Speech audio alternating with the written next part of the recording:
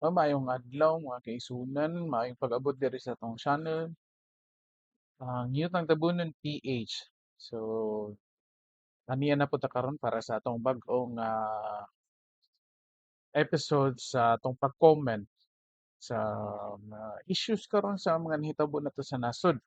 O kani na po tayo video gikan ni gikuha ni nato sa YouTube channel ni Ping Lacson, but ang nag-interview ani taga Net25. Okay. So kani mahitungod sa confidential funds sa pagpadayon sa hearing sa Congress regarding sa paggasto sa confidential funds. Kani atong paminawon, niya atong komentan kung sa may mga posible nga makita natin. Okay? So ato lang gi-speed up gihapon. Nya by the way, salamat sa kani, I hope di gihapon ta ma copyright ani. Again, gikan ni sa Facebook channel ni Ping Lacson bata nag-interview taga Net25. No nganong si Ping Lacson ang ato I mean nganong gikuan ni nato gi-consider. Okay, so far sa akong mga nakita nga mga kuan si Ping Lacson ang objective o kanang comments. Okay? So atong tanawon ug atong komentan. Okay? Sige, atong sugdan. Former Senator Pat Comer and incoming. Balik sa to.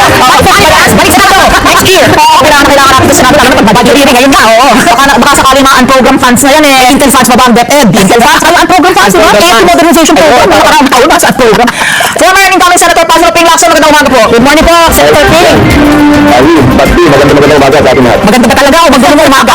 Kailangan namin talagang binarapat namin na kailangan si Senator Ping, mahingin natin mga salo opinion. Di ba na-monitor ko kayo, sabi niya, when two elephants fight, it's the grass that suffers. Dahil nga, kasalahan nga natin talagang, I don't know, wala, yung national embarrassment, nakabalita po tayo sa lahat ng foreign media news outlets, Senator. Correct, sa CBS, Associated Press, kung saan na nakarating. Ano lang ano, yung para lang topic perspective, kasi kahapon, nandito ako maging guest speaker doon sa AmCham, American Chamber of Commerce, sa Mindanao chapter. So, nakausap ko yung executive director ng national, si Mr. Ed Hinchcliffe, Pero matagal na dito, 20 years na siya, 12 years na siya nasa AmCham. Siya yung pinaka-head sa Pilipinas. So, napag-usapan namin yan. So, ang concern niya, kasi at the time, na medyo gumaganda yung investment climate sa Pilipinas. Ayaw na rin sa kanya, dahil sa mga business leaders yung kanyang kapulong lagi, both sa US at saka dito sa side ng Pilipinas. Eh sabi niya, pagka nagkakaroon ng ganyan, medyo kung ako yung investor at potentially mag-investor sa Pilipinas, medyo mapapag-isip ako na sa kanila kung bakit dominate ika nga yung title ng storm, So doon ang galing yung, nung ako yung nagsulat ng speech, Tinama ko yun kasi nabasa ko yung quote kay Lee Kuan Yew, alam mo, yung great Singapore leader, si Lee Kuan Yew. Sa kanya nang galing yung when elephants fight, that it is the grass that suffers. Yes. So yung dalawang elefante, of course, the two highest elected officials of the land, at tayo naman yung grass, tayo nag-represent ng grass, yung Filipino people. So naisip ko, hindi naman ito parang magpapalaran, magkalimutan kasi mga households nagkapalitan. Pero tayo mga nagmamasid, tayo naman tumulong na mag-escalate, hindi yung i-escalate na natin, magsusulsul pa tayo, kamara na tayo. Gato. Kaya binawasan, may kamara ng panig. So, Senator Ping, ito naman kagabi po, napanood ko po siya, former Senator.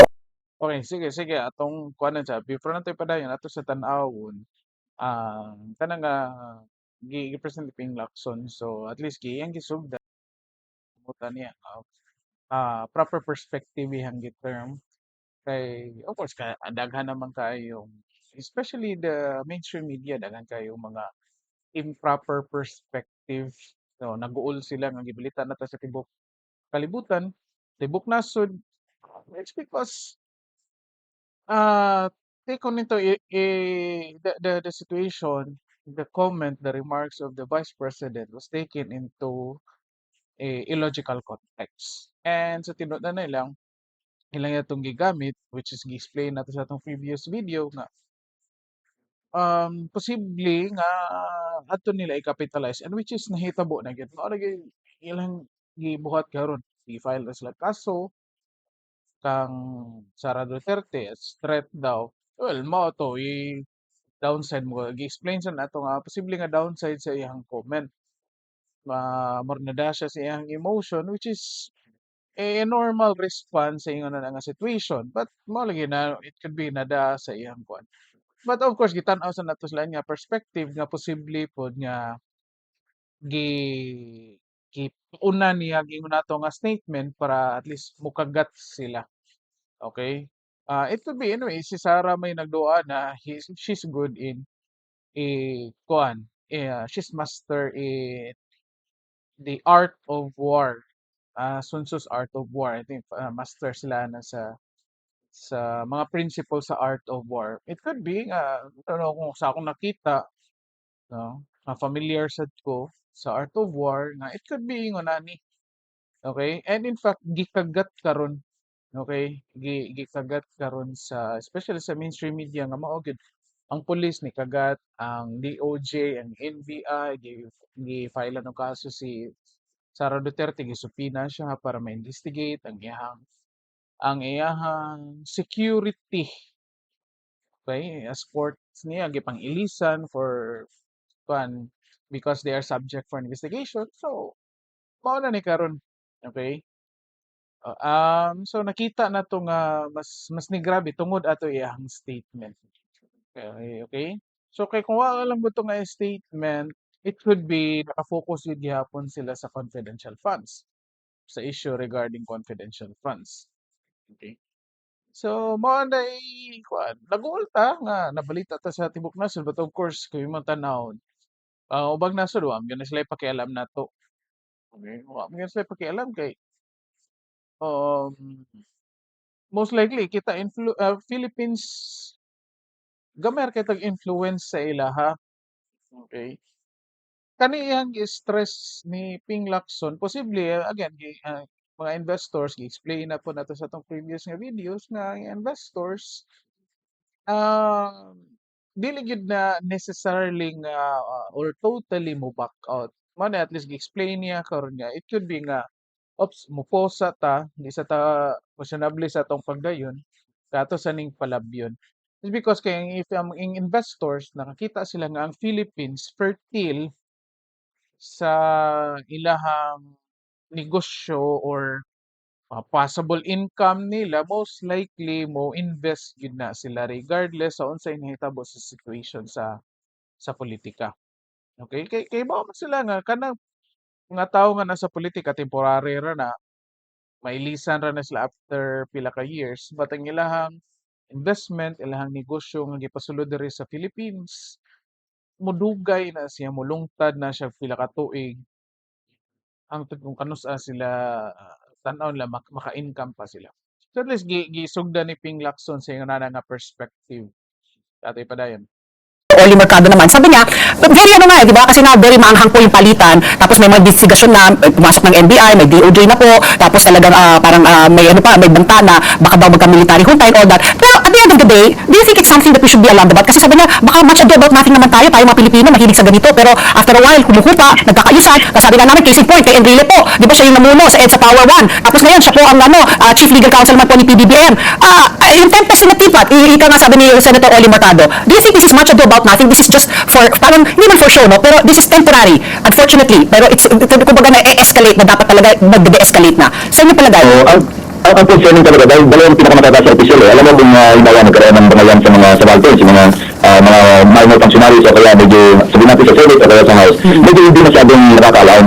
Pero kapag yung dalawang dati pang, ang nakakalupot pati dito, dati naman silang political allies, very strong allies, ano? Alam, kung nakakakita tayo ng ganyan, hindi na iwasan na parang kinalulungkot natin yung bakit tumabot sa ganito. So, ang sabi naman, ang main concern, primary concern, yun nga, yung future ng bansa natin, dahil kung magkakaroon ng sagutan o kaya regular political noise, sana manatili political noise. Pero kung umabot pa sa mas grabe pa, medyo concern talaga yan. Yeah, okay. Sa inyo palagay, Senator, meron bang Okay, sa ato sa i-post dito kayo pangutan na unsa may ipunta na si Ping Lacson siyang perspective. Medyo dili clear ang iyang tubag ni Ping Lacson. Like I will share my opinion regarding ana. Okay? But initially murag ang i-state ni Ping Lacson nga we should be concerned and probably do something. Okay? It's because kani duha ni sa pinakataas nga officials ang naglalis. At the same time, kauban sila sa una. Okay? So mao diri na to like as an ordinary Filipino people, baka pangutan nata or kita mga ordinaryo nga Nakita na to nga kani kauban ni silang duha, kauban. And then, so basically, tagsa-tagsa nila na ay nahibaw-an sa usa-usa. Si VP Sara, siya nahibaw-an regarding BBM na asa nahibaw-an kang Sara, so vice versa. O at the same time, sa mga tao nga nagapalibot nila, probably si PBBM na nahibaw-an about sa family ni VP Sara or anyone nga nag-surround niya. The same thing sa kang Sara. So, mao ni ang situation nga kauban and then suddenly nabungkag. Okay? Ang atoa lang tan-aw ato makapangutana mo gud ta kay nganong nabungkag sila.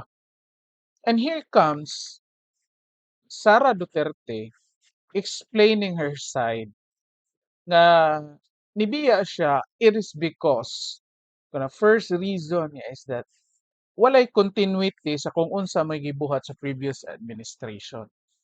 And bisan asa ka motan-aw, mangutana ka sa mga tao sa mga nahitabo sa previous administration, though it's not dili siya perfect, but daghang naka-appreciate sa mga gipangbuhat sa previous administration, especially the president who is the father of Sara Duterte. Okay? So, kuan ba nga, kani continuity, sige, uyon ko ninyo ani. Kay maoy gi-convince sa iya nga kung mahimo modagan ka kauban namo kay atong ipadayon kung unsay gisugdan sa imong papa. Okay? And though naa siya'y hidden nga purpose nga ang hidden purpose ato kay gi-invite siya nga makauban nila kay sigurado sila ang Visayas ug ang Mindanao makuha gid ni Sara Duterte. Kay of course known nam gid ang Dutertes pila na nakatuig like imagine around 2000 pa na ako'y mga nakailang na ng mga taga Davao, they themselves moingon sila moadto kag Davao, kaninyong lugar diri layo ra kayo ni. Imagine na, no? So mao gyud na ilang kuan. So they are known, ilado gyud sila. So karon kita mga tao, we should be alarmed. Kay here comes a person, a reliable one, a vice president, a former allies of the current administration nibuwag ang main reason is because naay dili maayong gipangbuhat ang current administration, especially the president and his allies, including the wife, the first lady. Okay? So regardless kung highest position in the Philippines na sila or na mayor lang na sila, the fact nga ang reason nganong nibuwag ang isa, it's because of corruption, taking advantage of the position, nya kanang lies about continuity of the what the previous administration has started. Okay? So ilad man siya. And there was no, according to Sarah, walay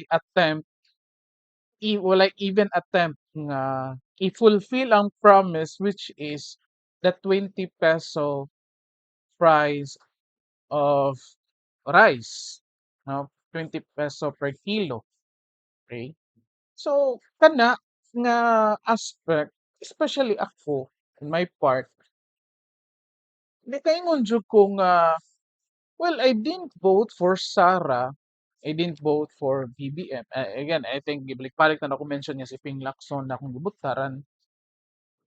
Yet, it's because kani ang iyahang concern ni Sara Duterte.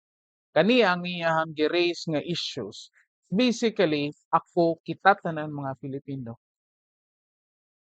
manghilabot ani, regardless kung kinsa imong gibutaran, naay isa ka tawo diha sa administration, naay nahibaw-an gibulgar niya and because iyang gibulgar gitirahan siya, gitabangan siya og daot, we should do something kita mga Pilipino.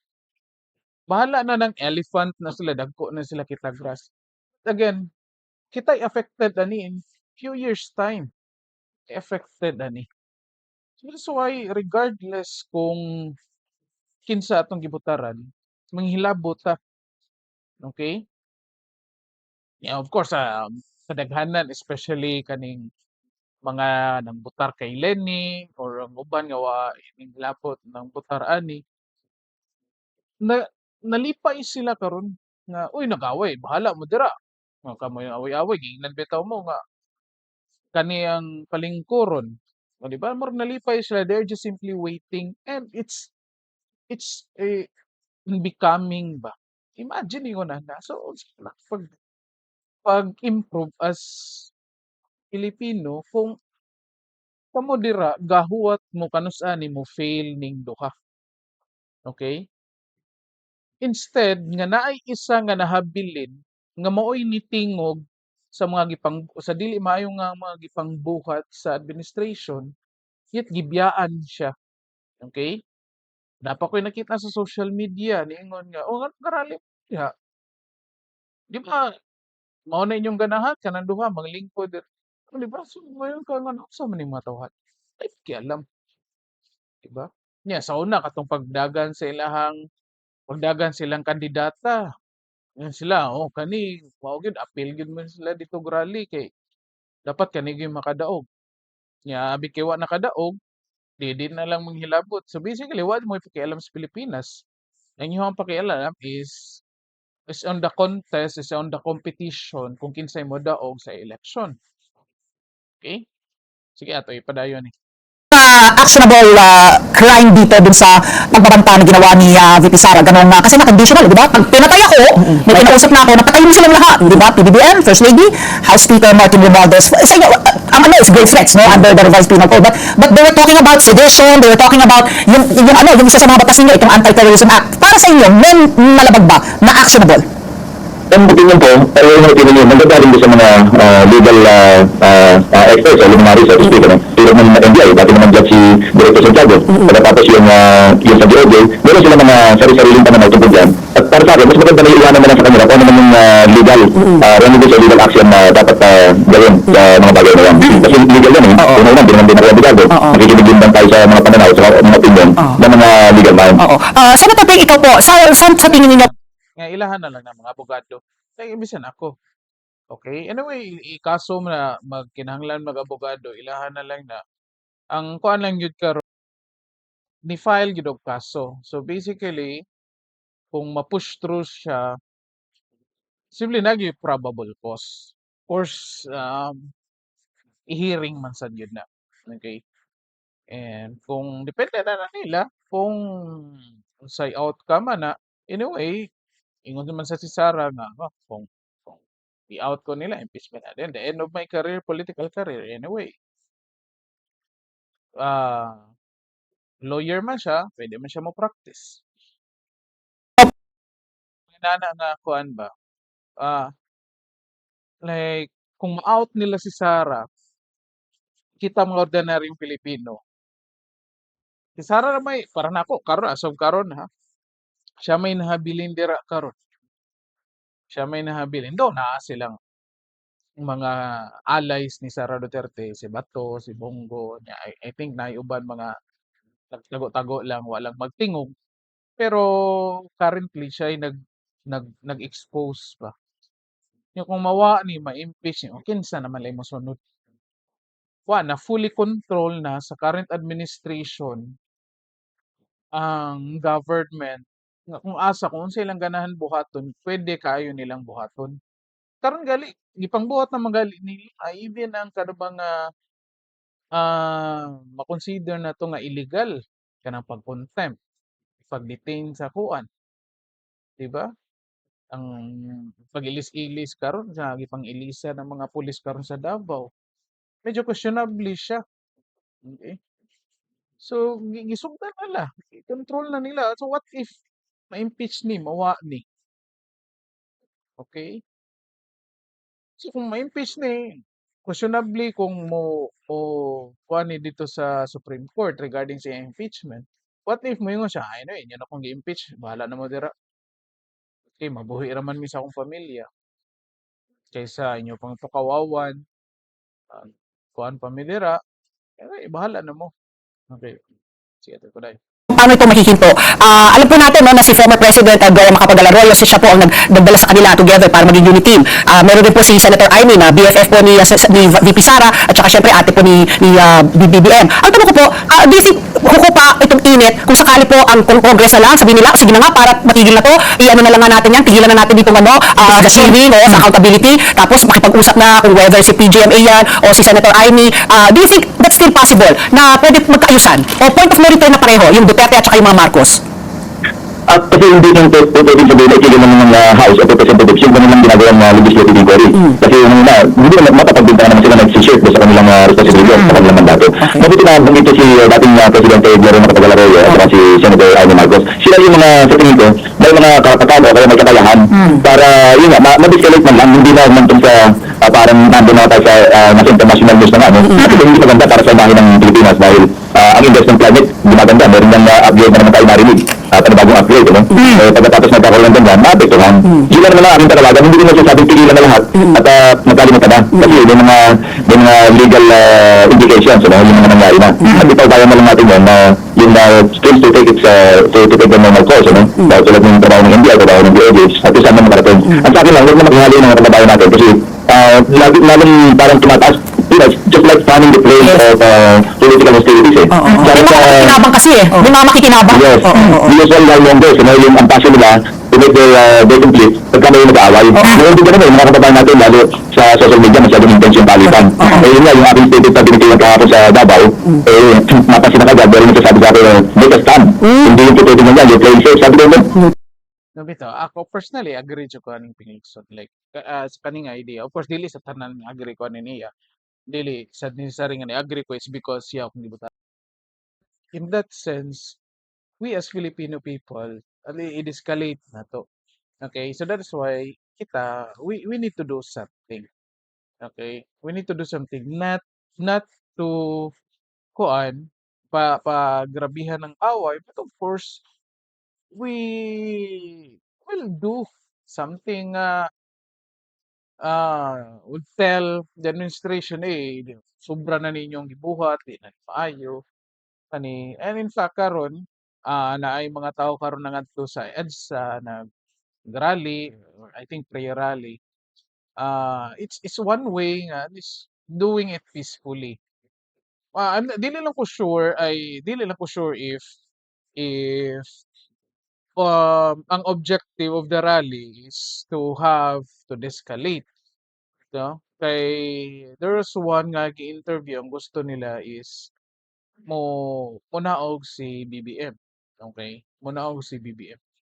And like on my personal opinion, I, I think um dili pa right time to have to have another people power nga kung asa we go to the street and ask this person to really go down. So dili pa time. Like pwede man ta to escalate like telling the people or the administration do it properly.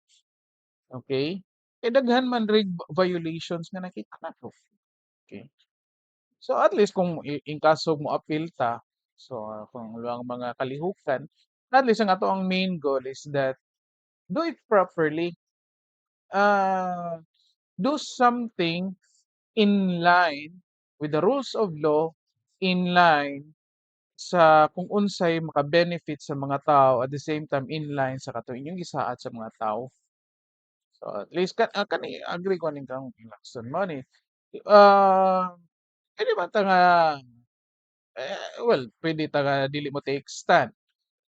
Okay? Again, mao lang na yung gusto. Nahitabo lang ako personally, um, may take stand ko on the idea that naay allegations, naay with evidence kani si Sara Duterte, and yet walay nahitabo. And because ihang gipang bulgar, siya ang gitirahan. So, ni tekstan ko like, nganong, kani siya na igipang buhat. Ang president na igipang buhat, ang speaker na igipang buhat, ang first lady na igipang buhat, which is not in line with the rules of law or even violations. Yet, kaning isa mo gihilabtan. So, mo na nga, mo rin medyo dili maayo. Mo na nga, ni tekstan ko. Okay? Nga sa kaninyong ipang buhat, I'm not wala na 'to gikuanan ang tao, it's because Marcos siya, it's because Romualdez siya, it's because naa sila gipangbuhat. Daghan na ang mga issue. Oh, the concert birthday ni BBM, okay? The concert birthday ni BBM.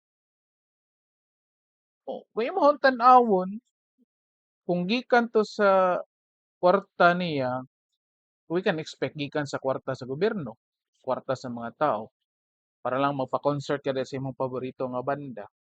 Kung sponsored to siya, most likely, kanang mga negosyante, di na mo gasto kung wa na sila makuha in return.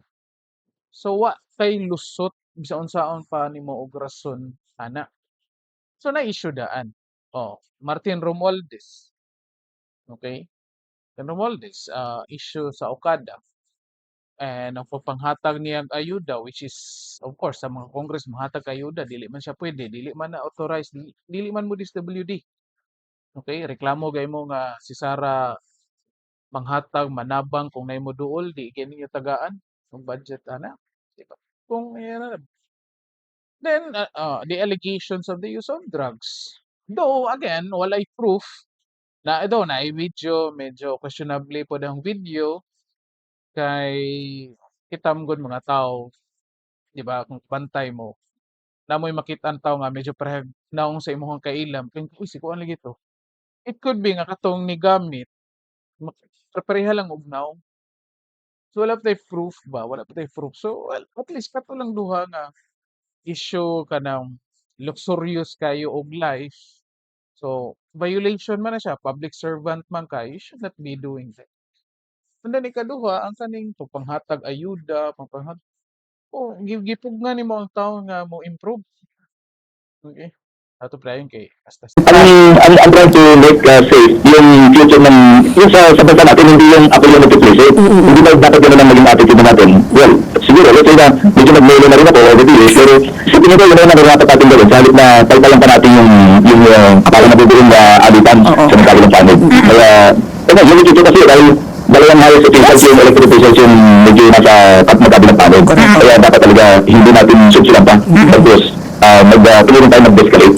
Senator, would like to find out kung ano naman ang saloobin nyo tungkol dito sa ito nga itong pinagmumulan ito ang isa sa mga pinag-uugatan ay yung pag-imbestiga sa di umano'y maling paggastos ng Office of the Vice President ng kanyang confidential funds. Kayo, having been in the Senate, talaga nakatutok sa budget natin. Ang sinasabi sa panig mo dito sinasabi nila naman dapat hindi kikil ang confidential funds in a public forum on national TV because by its very nature, confidential na, malalagay sa balag ng alanganin, how it was disbursed, hindi ba papangalanan mo ba, sino mga binayaran mo dyan. Tapos on the other hand, it was flagged by COA. Nagkaroon sila ng audit observation memo. Ayun, hindi ko alam kung may notice of disallowance. Ang tanong naman, bakit katangi-tangi bang OVP, Office of the Vice President, ang was flagged by COA? Ano po ang saloobin nyo dito sa maraming angulo tungkol po the use of the confidential funds and the auditing of the confidential funds and the eventual investigation ng committee ng House na mababang kapulungan in the exercise of their oversight function and in aid of legislation? Una-una, basic premise tayo, lahat ng public funds, accountable yan, subject to audit. Huwag natin sabihin yung confidential at saka intelligence fund. Exempted, hindi kasama sa in-audit. Kasi basta public funds, talagang subject to accountability ng mga ginagamit.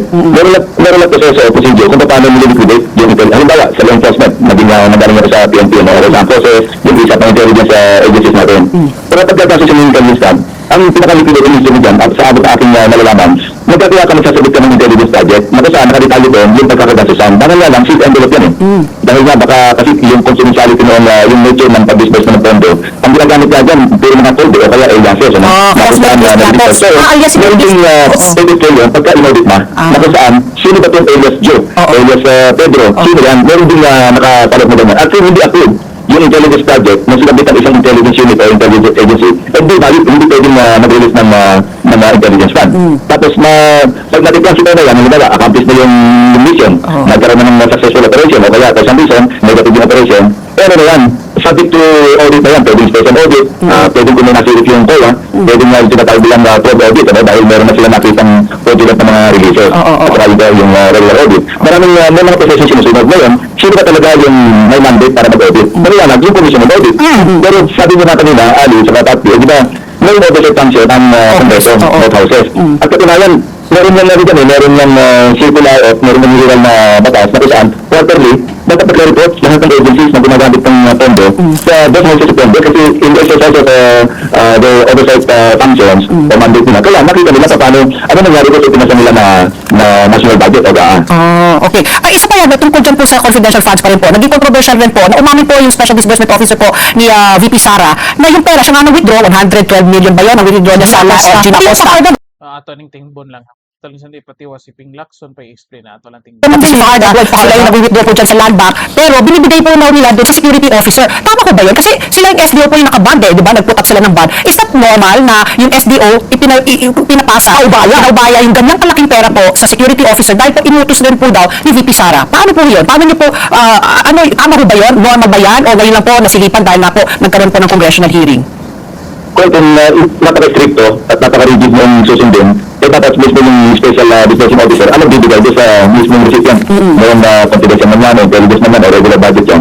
So mismo kasi hindi mawala yung accountability niya kasi after all, siya yung dispensing officer. Correct. Hindi naman i-stop sa kanya yung accountability dahil head of agency talaga ang mananagot kasi nakapirma rin yung head of office o head of agency. Kung sakaling mag-disperse at saka mag-video ng bondo from the government bank like land bank at kung paano i-disperse. Sa akin naman, nakita ko, hindi naman binigyan ni Vice President Sara kasi sinabi rin ng si Acosta, di ba, na binigyan nila doon sa mga superintendents na sa tingin nila, nag-aabono ng pariling ng pera sa, kailan, meron yung procedure na dapat sundin dahil ang mukhang violation nakita rito, bakit sa mga personal account pumasok yung na-disburse o natin procedure. Pero sa akin, yung basic na, binigyan sa ni Vice President Sara yung 9 times na 25,000 pesos pagdapat ng isang superintendent.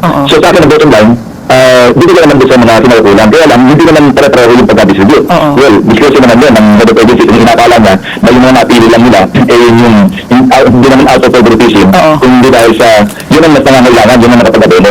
Pero meron tayo sa national budget, tatandaan ko, in-increase nga namin yung chok allowance, tapos yung, kasi nakakawa rin ng teachers natin talaga. Dahil sila nag-abono ng sabi ng chok, ng oration, ng kung ano pa. Okay. Sa Okay, so sa diha lang sa ato lang sa ni kuan ni Putol kay medyo taas ta. Alis atong i-explain ni, atong i-present. Okay, kung kabantayan mo, thorough ang explanation ni Ping Lacson, ito yung dili na gali. Like, ginagay nato kinahanglan i-elaborate pa. But of course, atong taga na to sa atong opinion. Okay, so ang pangutana, ang question first is, um, ang pag-release o ang pag-disburse o paggamit o pag-utilize sa confidential funds. Okay? So, ang main concern is that ning spring lesson ko, imo gyud istriktahon, istriktohon, i-follow gyud ang proper procedure, okay? If by the book gyud, nga by procedure gyud ka, most likely ang SDO, the Special Disbursing Officer gyud ang mo personal o gasto or hatag sa mga kwarta sa didtong angay makadawat. Okay? Kung striktohon nimo ang tan-aw nimo. However, bisan asa ka nga company, bisan asa ka nga agency, okay? Dakong possibility nga ang kanang kung unsay naa sa libro, dili gyud siya necessarily ma-follow. And yes, kung moingon ang Congress nga, violation na siya. And then, you file a case sa kana nga issue, sa kana nga violation. Dili necessarily nga dito sa corruption. Nga naman, ang hitabo nila, ang pag-distribute or ang process man sa pag-distribute or ang pag-release sa kwartang wala ma-follow. It is because mo instruction ni VP Sara. Posible, na gi-identify or trusted individual si VP Sara nga maoy ang gisugo nga maoy mogamit sa confidential funds sa gusto to niya nga information nga makuha. Okay? And it could be katong tawhana maoy kahibaw kung kinsay angay hatagan ato. Confidential man. So, posible si Sarah ga-protect siya nga dapat kaning duha ka tawo or katong mga sources of information dapat ang nakahibaw lang gyud nakaila lang gyud ato nila is katong general nga mo'y or officer nga gitagaan sa confidential funds. So that's why kaning tawhana kaning SDO gipugnan siya nga mo directly hatag dito kay posible makailaman siya. Okay? So giagi sa sa officer. And of course, it's outside of the process nga kung unsay naa sa procedure, kung unsay naa sa libro. Okay? And mao di, at least gi-explain ni Ping Lacson nga mao na kung imo yung striktohon, of course na to violation or sayop ka to nga part. But again, gipakapin na niya, it's still the discretion of the head of the agency, who is the vice president, who gave the instruction. Okay? Sa discretion, anyway, kay mo pirma man siya. Okay? So, pirma man siya. So, siya ni-decide. Anyway, ako'y manubaga na. Kung inyo mo reklamo mo, wa mo yung follow sa book or wala may ang procedure na mo gibay the book, then file og kaso. Atagi mi og sanctions regarding ana. But dili ngadto sa inyo ang first nga claim nga gibulsa na namo. Okay? So mao to, it could be kana ang violation which is also questionable. Kay again, ma-explain man siya nga o dili pwede nga kani siya mooy moadto dito aning mga tawhana nga nag-provide sa mga information. Makaila siya. Okay? Makaila siya. And koterminos man siya, pwede nga nikawaan niya sa DepEd, mo resign siya, pwede nga wala kahibaw daw ipagbulgar ba niya or unsa. So dapat kaning tawhana, it could be na ato siya yung mga agents, handler to, katong officer, mo na siya mo distribute. Okay? And the good thing is, Ping Lacson is the basic principle, the basic question is kung gibulsa ba karon mao man ay pangutana dito sa main question dito sa good governance nga hearing, good governance committee is kung asa ang confidential funds. Okay? And ang tubag di man gyud mo padung dito sa kangsara nga gibulsa niya. Okay? So ang hitabo karon most likely walay direction ang committee hearing on good governance on the expenditure of confidential funds. So, they are facing now a wall kung asan sila padung. And kung kabantay mo ang ilahan tong last hearing the other day or hapon, most likely nakafocus na dito sa on the procedure. Okay? And another thing ang i-point ni Ping Lacson is that confidential funds. Wala man mo yung si Sarah nga dili na pwede i-audit. Pwede siya i-audit, but dili in public forum which is mao gibuhat sa Congress. Again, careful ta on the statement. It's because the Congress magsigsulti na to nga di, public funds na. It's kuan. So dapat ta makahibaw ana, dapat i-audit. O i-audit, but ito sa Commission on Audit. Huwat mo kung unsay finding sa audit o final decision nila regarding sa liquidation. Okay? Dili kay mag-hearing ta diri with all the cameras in public live stream, ipangbulgar na nato diha ang mga information. Okay? So mao na ang issue nga gi-present nato dira. Okay? So basically, kung imong tan-awon, kaning Congress sa kana nga perspective nagpataka lang gid ni sila. Sila mismo wa sila kahibalo sa ilahang role. Okay? Wa sila kahibalo sa ilang role. Wa sa kahibalo sila ipangbuhat. Okay? Nya karon they're facing a wall kay wala may direksyon.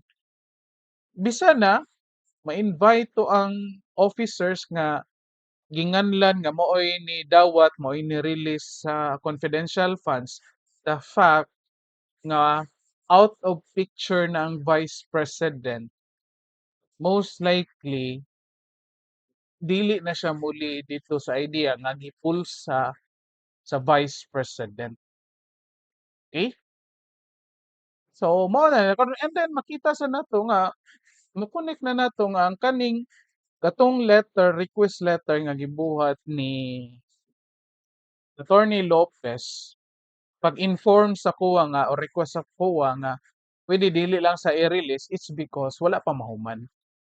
It's valid and reasonable. What is unreasonable is ang pag-contempt o pag-detain niya at the same time ag pang-extend sa iyang contempt. Okay? Diyan automatic kagrabe aning Congress. They are taking advantage. They are abusing their power. Okay, so diri lang sa ta. Medyo taas-taas na to ang video. I hope natay nakuha natin na pick up niya um hinaut sa sunod hangya po nato sa pamaagi sa pag-like, pag-share, pag-subscribe ni atong channel o hinaut nga palamdagan niya ang atoang mga officials karon sa gobyerno para magmalinawon kitang tanan. Okay? So daghang salamat sa pagtan-aw, pagpaminaw o maayong adlaw sa tanan kini ang Yutang Tabonan PH.